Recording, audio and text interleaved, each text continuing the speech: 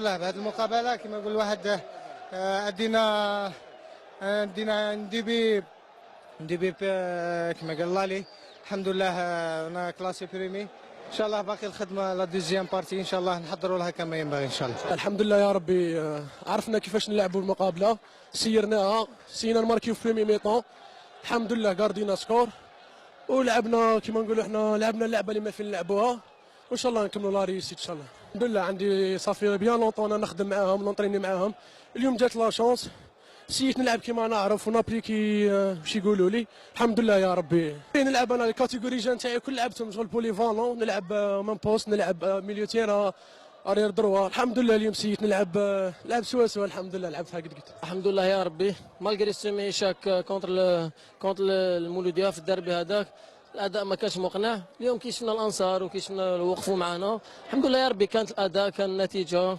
اداء مقنع نقدروا نروحوا العطله كيما على شويه فارغ مريح. عندنا العطله اللي حتكون بينيفيك لينا وين ريكيبيريو لي بليسي تاعنا وعندنا الوقت باش نوطامي لا فازيروتور كيما لازمها ان شاء الله. نتوقعوا صاحب الخدمه يجي كلش سي فري دوك ليميناسيون تاع لا كوب تخلينا نبازيو كامل على الشامبيون ما قعدنا غير لقب واحد نحافظوا عليه ان شاء الله.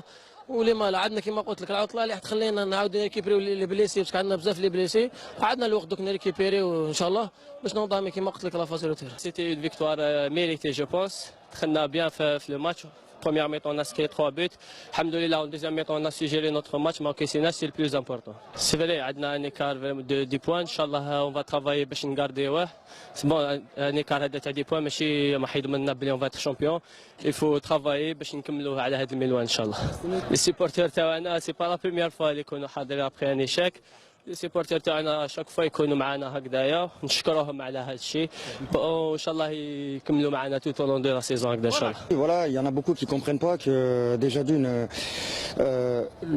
l'effectif a été vraiment contrarié par certaines blessures, des suspensions, des joueurs qui étaient en équipe nationale, que ce soit le groupe A ou l'équipe olympique.